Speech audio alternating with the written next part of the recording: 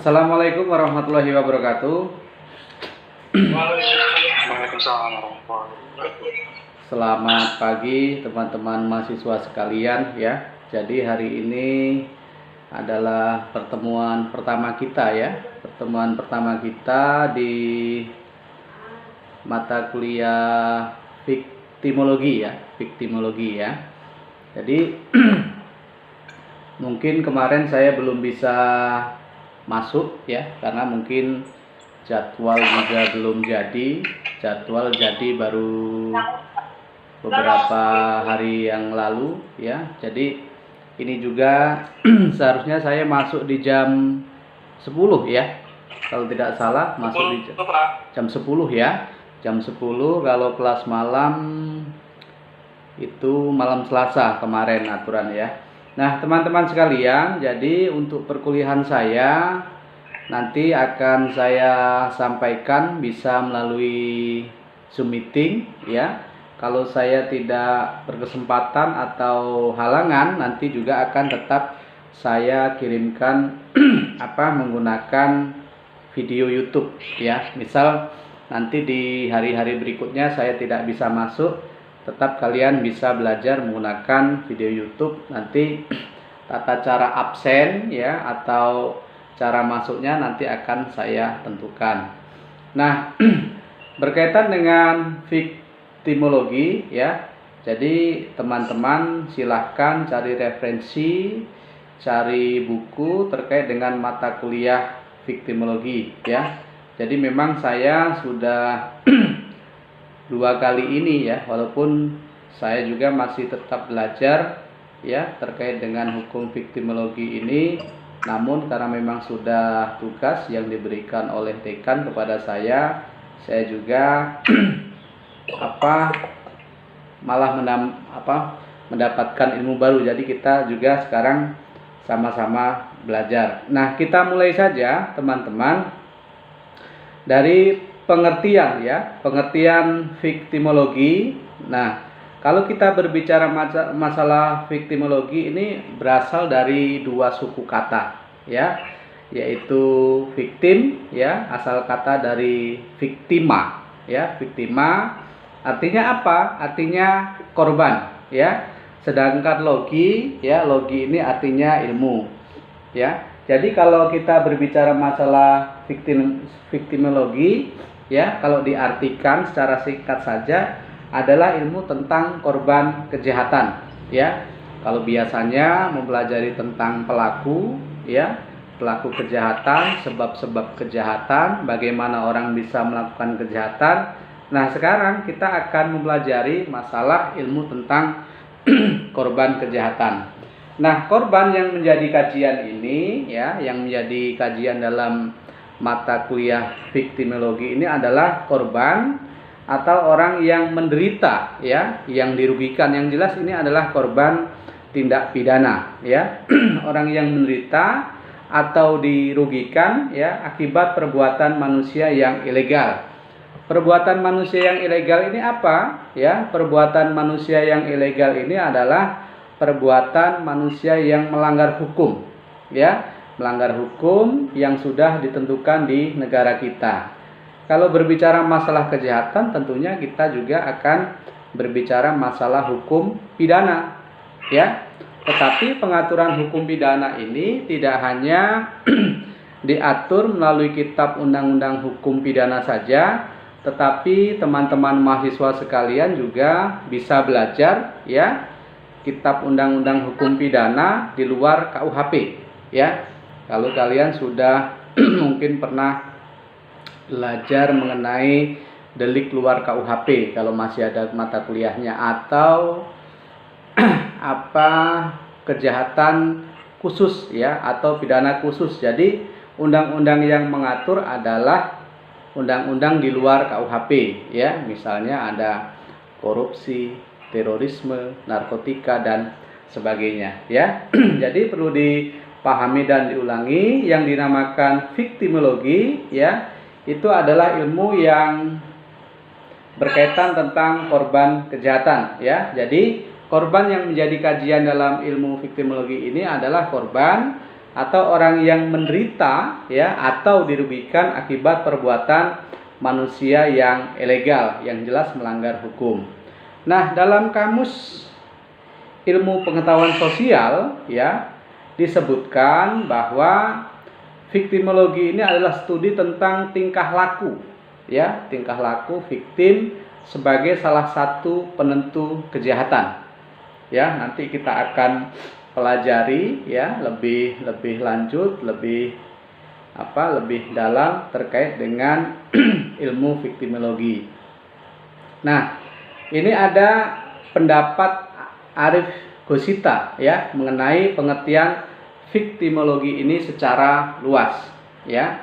Nah, sebab dan kenyataan sosial yang dapat disebut sebagai korban yaitu tidak hanya korban perbuatan pidana saja rupanya ya, akan tetapi dapat juga korban bencana alam ya, korban kebijakan pemerintah dan lain-lain. Nah, menurut pendapat Arif Gosita ini ya berkaitan dengan ilmu viktimologi ya, pengertian secara luas ya, sebab dan kenyataan sosial yang berkaitan dengan korban ini tadi, ini tidak hanya terkait dengan korban kejahatan saja ya, tetapi juga dia juga bisa masuk dalam kategori korban bencana alam ya, dan korban kebijakan pemerintah dan lain-lain. Ini kalau kita mengutip dari pendapat Arif Gosita.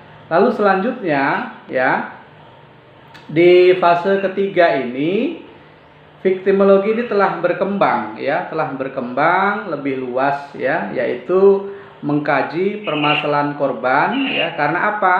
Karena penyalahgunaan kekuasaan dan hak asasi manusia ya.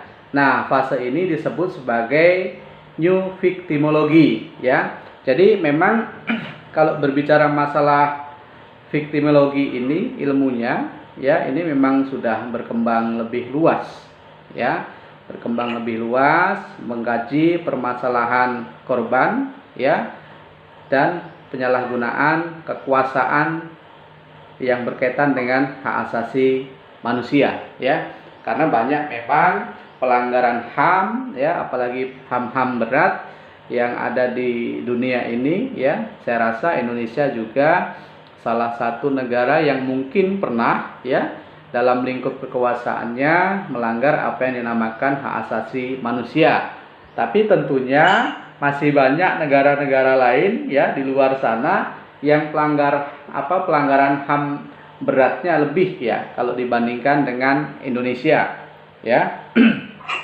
Nah, kita masuk dalam perkembangan viktimologi ya. Di fase pertama ini viktimologi ini hanya mempelajari korban kejahatan saja. Ini fase pertama ya.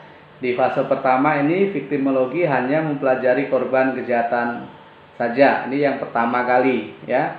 Nah, fase ini dikatakan ya penal or special viktimologi ya. Ini kalau fase pertama dulu ya dibuatnya hanya mempelajari tentang korban kejahatan saja. Nah, di fase kedua ya atau tingkat kedua, ilmu viktimologi ini tidak hanya mengkaji tentang masalah korban kejahatan saja. Ya, ini masuk fase kedua, tetapi juga meliputi korban kecelakaan ya, lalu lintas ya. Lalu fase ini juga disebut sebagai fase general viktimologi ya. Jadi ada fase pertama ya di dalam perkembangan ilmu viktimologi ini kalau fase pertama ini hanya mempelajari tentang kejahatan saja ya. Lalu naik di fase yang kedua ya, viktimologi ini tidak hanya mempelajari tentang kejahatan, dia naik ya atau lebih luas lagi ya, meliputi korban kecelakaan ya.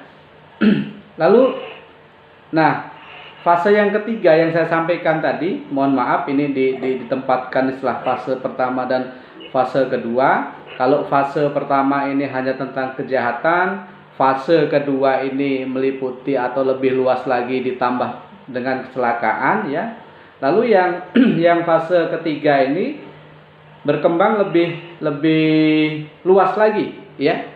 mengkaji permasalahan ya, permasalahan korban karena penyalahgunaan kekuasaan dan hak asasi manusia. Ini yang disebut new victimology ya. Jadi teman-teman, kalau berbicara masalah fase atau perkembangan victimologi ini ada tiga ya. Jadi kalau fase pertama ini hanya berkutat tentang korban kejahatan ya. Fase kedua ini ya lebih luas lagi masalah kecelakaan. Lalu fase yang ketiga ini diperluas lagi tentang kekuasaan dan hak asasi manusia atau pelanggaran hak asasi manusia.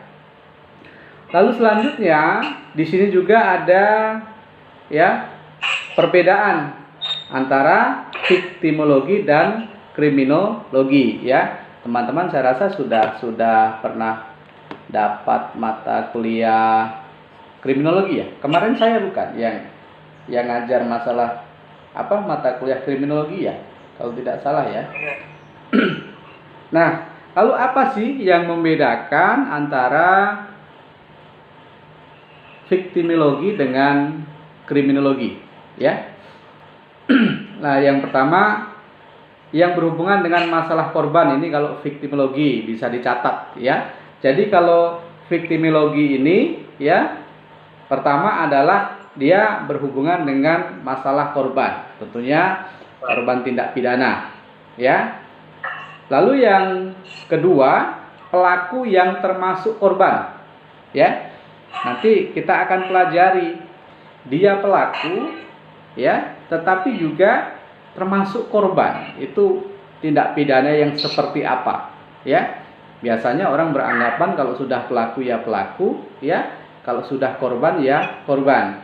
Tetapi ini juga di dalam victimologi ini mempelajari tentang pelaku yang termasuk korban ya. Lihat di kejahatan. Yang ketiga ya, korban karena bukan kejahatan ya. Jadi kalau yang pertama ini ya yang berhubungan dengan masalah korban, yang kedua pelaku yang termasuk korban ya. Lalu yang ketiga korban karena bukan kejahatan ya. Lalu yang keempat ya karena kejahatan, ada hubungannya dengan kriminologi ya, karena kejahatan. Yang kelima karena undang-undang dan sebagainya. Ini kalau kriminologi ya, teman-teman. Ada victimologi maksud saya ya, ada 5 ya. Yang pertama yang berhubungan dengan masalah korban. Yang kedua, pelaku yang termasuk korban. Yang ketiga, korban karena bukan kejahatan. Yang keempat, karena kejahatan ya, ada kaitannya dengan hubungan kriminologi. Yang terakhir adalah karena undang-undang. Itu kalau victimologi. Nah, kalau kita berbicara masalah kriminologi ya, jadi perbuatan yang disebut sebagai kejahatan ya, perbuatan yang dimaksud sebagai kejahatan ya, atau perbuatan yang jahat ya. Misalnya perbuatan melanggar hukum. Tentunya pelanggaran hukum apa ya? Tentunya adalah pelanggaran hukum pidana, bisa melanggar kitab undang-undang hukum pidana atau ya undang-undang hukum pidana di luar KUHP. Lalu yang kedua ya, pelaku kejahatan masih dalam kriminologi ya. Pelaku kejahatan atau biasa orang bilang itu adalah penjahat, yaitu orang yang melakukan kejahatan ya. Contoh kecilnya seperti pencuri ya, penyelundup ya, atau koruptor dan sebagainya. Lalu yang ketiga, reaksi masyarakat ya, masih kriminologi, reaksi masyarakat terhadap keduanya ya. Jadi kalau yang kriminologi pertama ini adalah perbuatan yang disebut sebagai kejahatan, perbuatannya. Lalu yang kedua adalah pelakunya ya, pelaku kejahatan.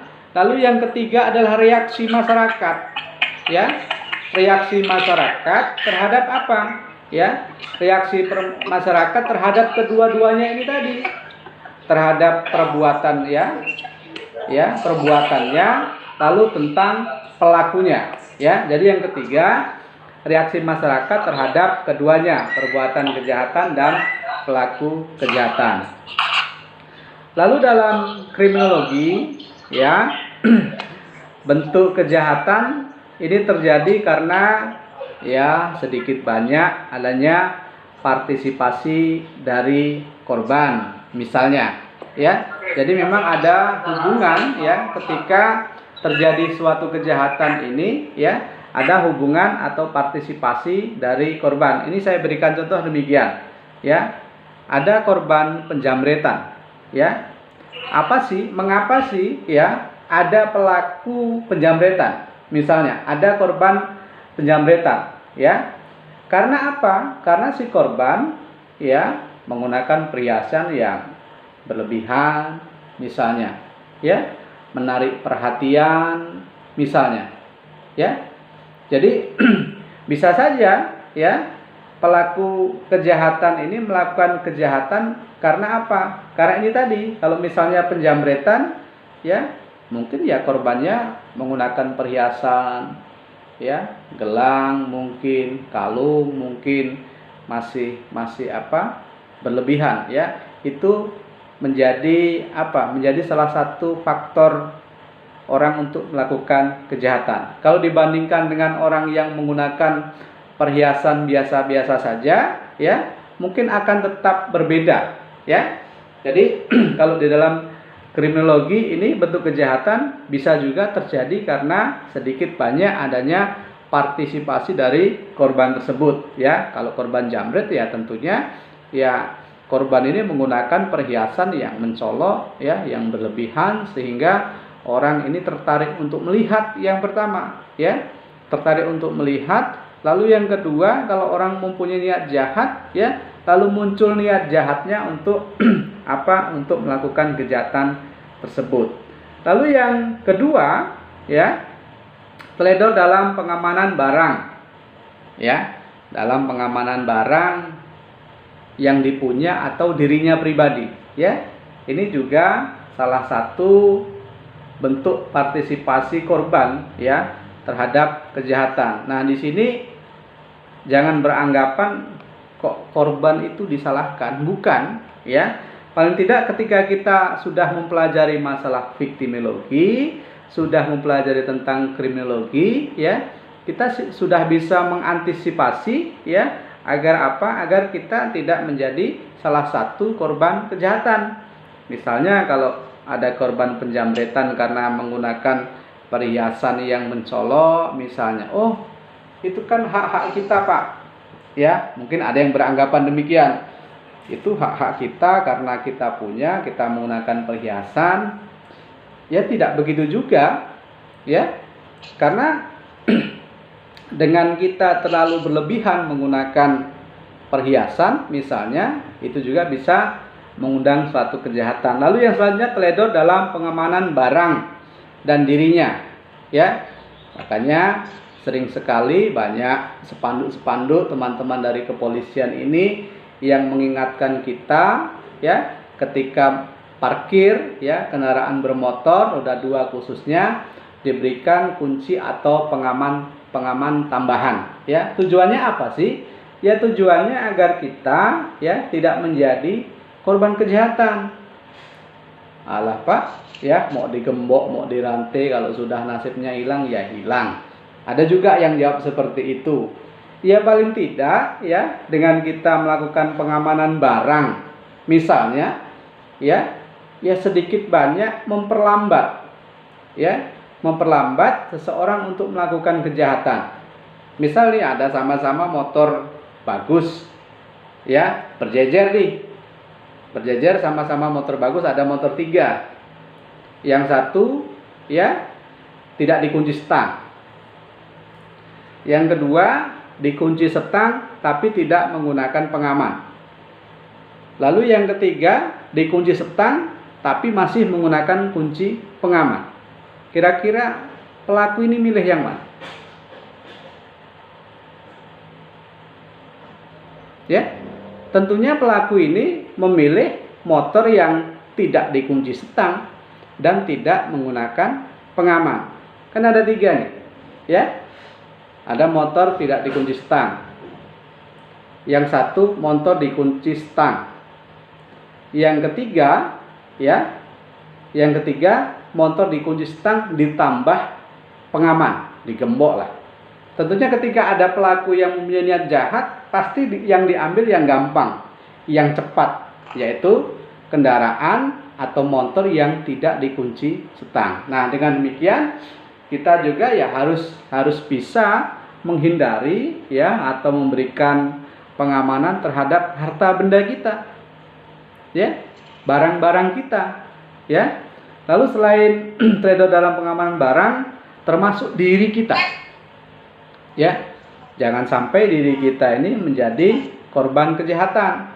Saya ambilkan contoh demikian. Kalau yang menyerang secara pribadi bukan barang, misalnya ya, banyak sekarang kasus asusila, misalnya, ya, kasus pelecehan seksual, ya, itu juga, ya, ada beberapa kasus, mungkin banyak kasus itu karena partisipasi korban, ya. Kok bisa, Pak? Orang diperkosa kok karena partisipasi korban, ya? Kok nggak yang disalahkan pelakunya saja? Bukan menyalahkan korban, bukan. Tetapi paling tidak kita menghindar, ya, atau bisa, ya, mengantisipasi, ya, terhadap kejahatan asusila ini tadi atau pelecehan seksual. Contoh demikian, ya, ini terkait dengan busana, ya. Kalau wanita, ya, sudah menggunakan busana yang saya rasa berlebihan, tidak pantas, ya, seksi misalnya, ya, tentunya ini kan akan mengundang perilaku manusia yang kurang baik, ya. Tidak hanya langsung diaplikasikan terhadap perbuatan saja, ya, pasti otak yang lihat ini sudah berbeda dibandingkan, ya, dengan teman-teman yang misalnya, ya, misalnya kalau wanita ini menggunakan baju yang apa yang sangat tertutup auratnya, ya, baju muslimah, ya.